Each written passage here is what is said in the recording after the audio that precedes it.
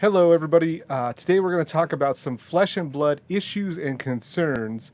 Now, these are not my issues and concerns, but these came from a Twitter follower named Slater Claudel. I hope I pronounced that right. And Slater wrote out a nice chunk of text about some of the things that he's concerned about with Flesh and Blood. He's a Magic the Gathering player, and I presume a Flesh and Blood player by the depth of knowledge of the things that he's talking about. And so what we're going to jump in and I'm going to read through what Slater says. I'm going to give kind of my thoughts. Now, these are only my thoughts on what Slater's saying. This is not like a me versus Slater kind of thing, and it's just a conversation, Also, I want to say as well, I am not. I do not believe that Flesh and Blood has no problems or issues, but I do want to give some thoughts on these things that Slater's saying. So let's jump in. I'm going to read what Slater said. I'm going to start with his first paragraph, and then I'm going to give some thoughts on the paragraph. Deck building limitations and restrictions. Only being able to cast spells that are your hero's type/class has led to a large restriction with deck building even within class. This is now on full display with Tales of Aria, including elemental heroes in the classes that we previously had heroes for.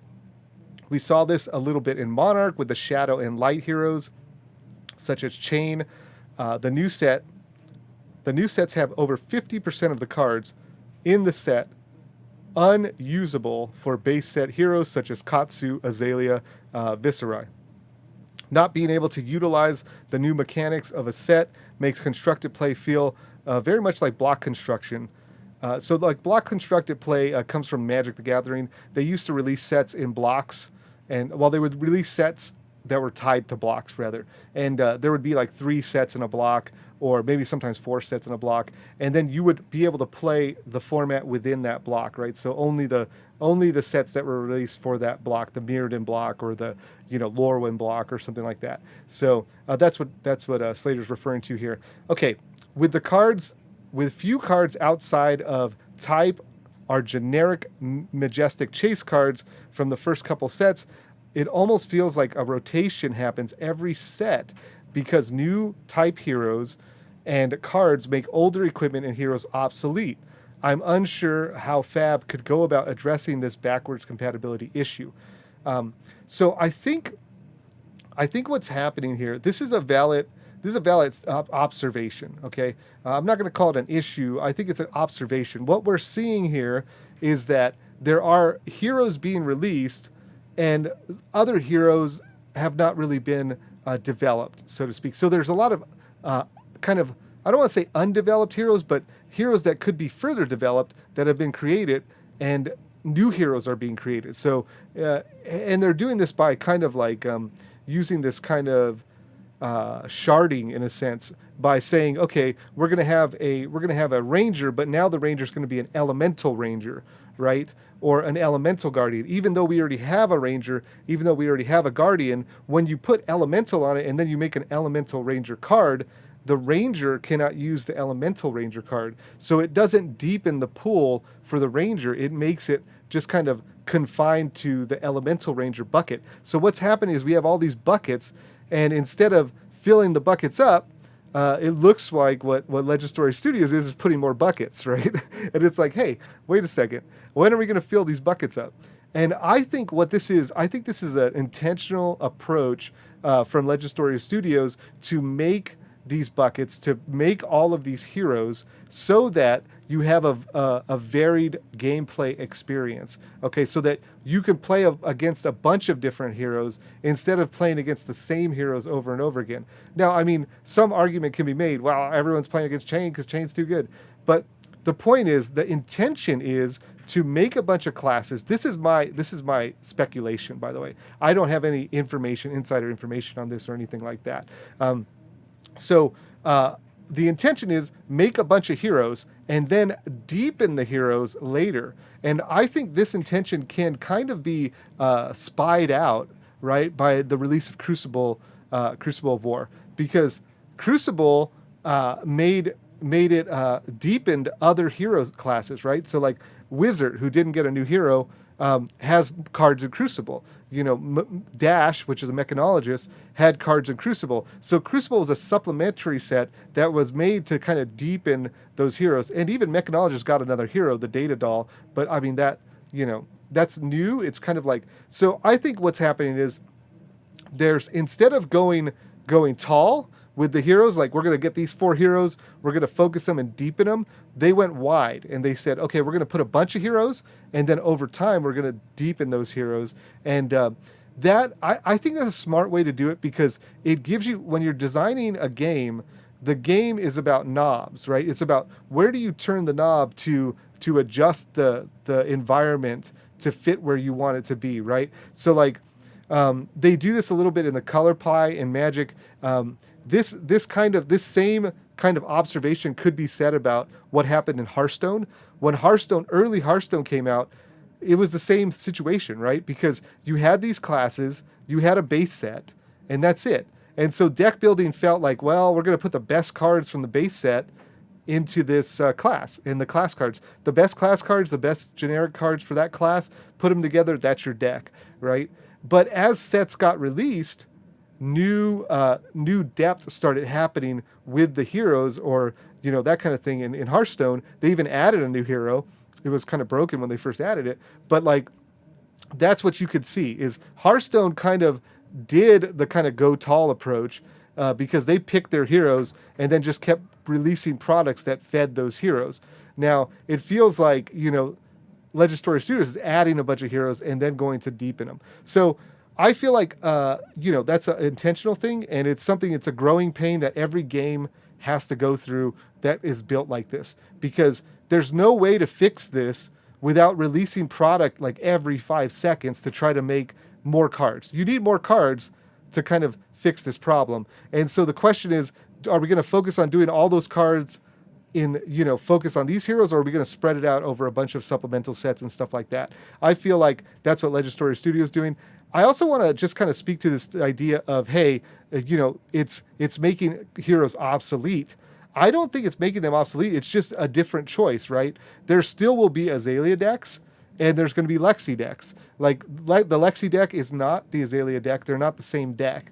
So I think that we're not seeing obsolete. It really felt like that with the Crossbone skull wrap, right? Because it's like, oh, this new headpiece came out for Ranger, and it looks like it's gonna, but they're really different. They do different things. So we don't know what the decks are going to look like. But what I'll say is that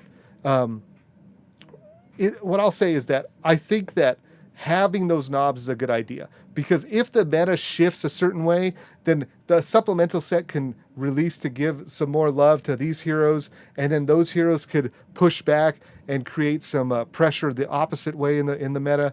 And so it just gives you a lot of options to kind of develop the game. It also gives people more choices to kind of identify with a character. They can say, if there's 5 characters and you don't identify with any of them, then it's like, okay, good luck. You don't like the game. But if there's 15 characters, then some people are sure to find the character that they like the most, right? So let's see. We'll talk about the generics here. It says generics aren't very good, except for Command and Conquer, E-Strike, Sink Below, Art of War, Plunder Run, Fate Foreseen, and Snag, which 2 of which are so all of these are rejects except for 2 is what he says. They all come from earlier sets, which is a current concern for stores stocking them. Okay, and it makes cards far more expensive. It makes these cards far more expensive than hero-specific Majestics. Okay, hero-specific Majestics is like Luminaris, which is a prism, basically a prism's weapon. It's a Majestic, but it's much cheaper than like Command and Conquer, right? So that's that's kind of the situation there. Now, what I want to say about this is, what I've read from interviews and stuff like that is that the generic cards are not supposed to be good. And it's not like, oh no, they're good. That wasn't supposed to happen. What I'm saying is the focus of the generic cards is for the limited environment. It's not necessarily for the constructed environment. So I don't think they're mad that Command and Conquer is good and constructed, but and I'm sure that, hey, maybe they seed a limited card here or a generic card here and there to kind of, it's kind of like Pithing Needle in Magic the Gathering. Maybe you might put a Pithing Needle style, generic card to like face some problems that you might anticipate or whatever. But mainly the generic cards are to tie together the limited format. So I don't think they're trying to build out a very strong base of generic cards, even though that will happen as the game goes on. As cards are printed, some generic cards will be better than others, and some of them will find use in constructed play, and those will be the ones that are expensive. And by the way, they'll be more expensive than the class cards just by default. And that's just a matter of supply and demand, because no matter how many people are playing a certain deck, it's not more than everybody, right? It's like whenever you take a market and you make it into, you hone in on one area of the market, that area is going to be smaller than the greater market. And so like when you have something like a generic card that could go in any deck, like Command and Conquer, that's going to be in more demand than, one of the cards that the chain specialization card, or, Luminaris or something like that. And that's just because not everybody plays chain, not everybody plays prism, so that's just it's a byproduct of supply and demand. So there's nothing that Legend Story Studios can really do about that. And it's not a bad thing. I don't think it's obvious that the, generic cards are going to be worth more than the specific cards. Now, speaking of these specialization cards, Slater also went on to say, specialization cards are just poor design, having a card that only works with one hero, period. So I think Slater doesn't like that idea. I want to present another way to look at it. Again, going back to knobs when you're designing cards. Now, I did a little bit of amateur game design. I'm not like a renowned game designer or anything like that, but I did study game design quite a bit when I was doing the amateur game design. And what you want, again, going back to knobs, you want things that you can manage to shape the way the game landscape plays out, right?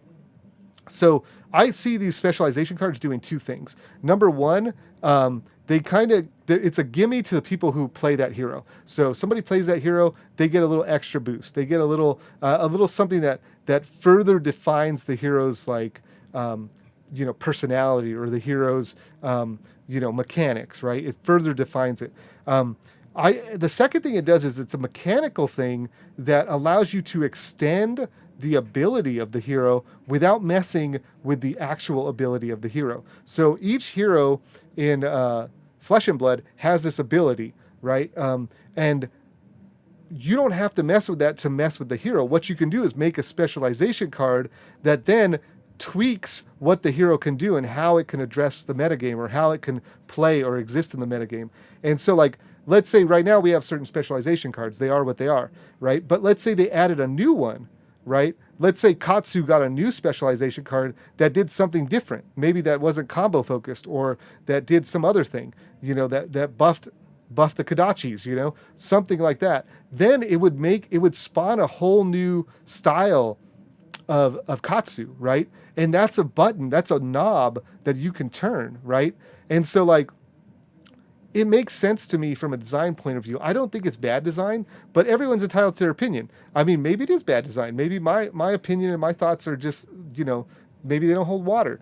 But I think it's good to have those things. It deepens the identity of the character, and it gives you a knob that you can adjust. You can add these specialization cards to give depth and to give tools when needed, without adjusting the hero, hero power, the ability of the hero, right? Okay, we're going to jump into some finance stuff. I was going to make this a separate video, but let's just go. I mean, we're here. Let's finish up with these thoughts from Slater. And I'm going to talk a lot about finance, because that's one of the things I do. I buy and sell cards. I've done this for Magic the Gathering for a long time, on and off for over 10 years now. And now I'm doing it for Flesh and Blood. I'm fresh. I'm fresh doing it for Flesh and Blood. So, my knowledge might not be deep enough, but let's go. We'll jump in and see what it looks like. Again, I believe the rarity system, this is from Slater, I believe the rarity system, while being cool for collectors to open a legendary or fabled card, is quite bad for building a community within game stores. Having rarity set up where you get 2-ish legendary per case and a fable card in one in every 100 boosters is a top-heavy game economically. So what he's saying is that the value of the game is at the top, right? You get the fables, the legendaries, it's all up there. And so it seems to make very little sense for stores to crack cases Okay, so what he's saying is that the stores, they're not going to want to crack cases because these legendaries are up at the top. Okay, it makes very little sense for stores to crack cases to stock singles because the drop rates of the most sought after cards. What will happen is, so he's saying because the legendary cards are so hard to get, stores are not going to want to crack cases. Okay. What will happen when the first sets of the critical generics goes out of print? Also, people tend to buy newer sets at the LGS, so there's even less incentive to stock older sets. Okay, there's a bunch there. Let's try to unpack it. First of all, the top heavy. Okay, there's legendaries. There is, there's fables. What's going on with that? To me, as somebody who cracks boxes sometimes to stock stores, depending on the EV of the sets and stuff like that. I like that. I like that. I want to crack boxes when you can open.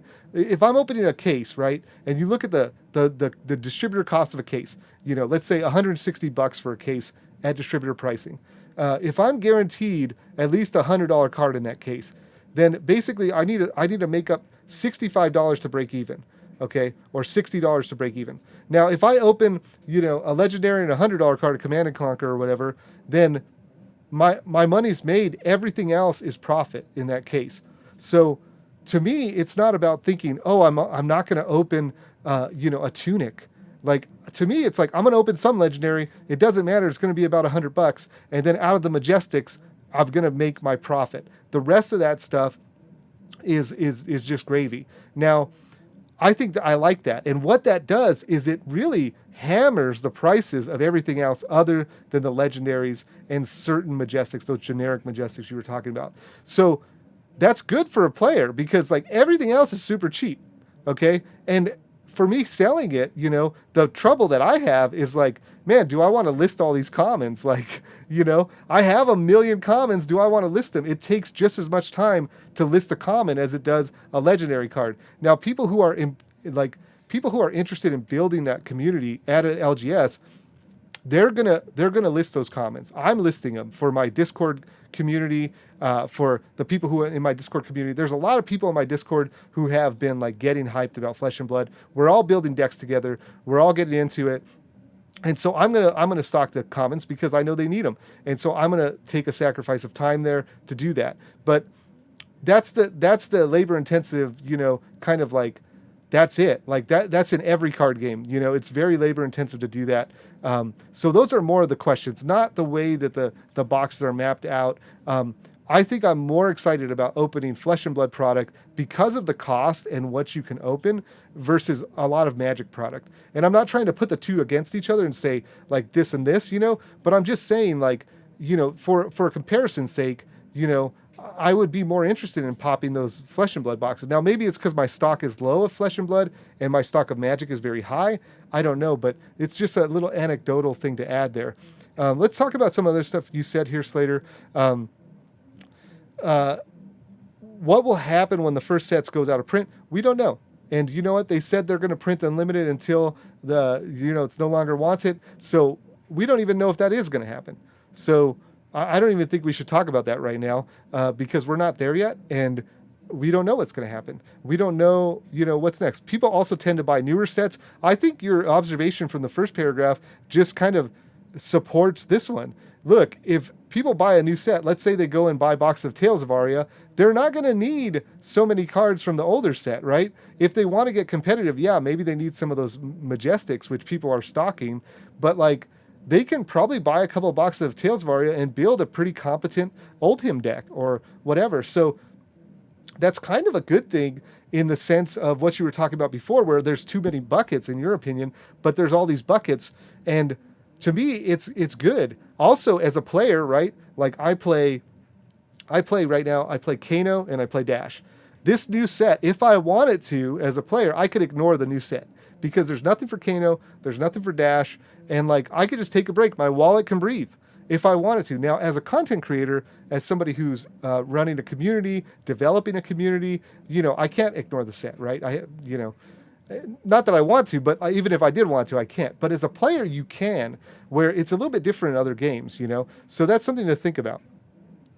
Last little bit of stuff here. If a deck performs too too well, a forced rotation happens. So this is the living legend status that, if a deck does too well, if it gets 1,000 points and construct it, it goes to living legend, so it basically gets banned. We don't really know what happens. Like, what if that was the only hero? Are they going to make a new hero, a supplement hero? We don't know. We just know that that actual hero, in the case, the hero where it's at will be, all we know is that the hero that was I don't want to say banned. It's like that was taken to living legend is not going to be legal for play. That's all we know.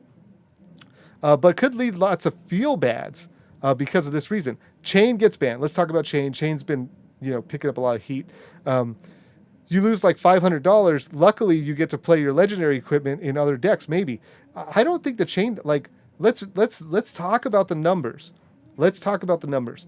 If Chain gets banned, okay, what do you lose? Okay, what do you lose? Okay, the expensive cards in the Chain deck are the Husk. Carrion Husk is $130. Okay, but it's a shadow legendary. So it could be used with any shadow hero. So it could be used with Levia. Okay, it doesn't have to be used with Chain. What else do you lose? You lose the Grasp of the Arknight, right? That's a Rune Blade. That's $120, but that's a Rune Blade legendary equipment. So you can use it with other Rune Blade, and we know we have plenty of Rune Blades. That's been a complaint, right? Okay, so you definitely lose Eclipse, $67. You definitely lose that because that is one of the specialization cards. So if Chain goes away, you lose $67 because you have an Eclipse in your deck. Okay, Command and Conquer, we know that that's going to be in any other deck that you build. Art of War, that can be in a lot of different decks. E-Strike, same thing. So all of the money is tied up in these Command and Conquer, Art of War, E-Strike. The rest of the stuff is not very expensive.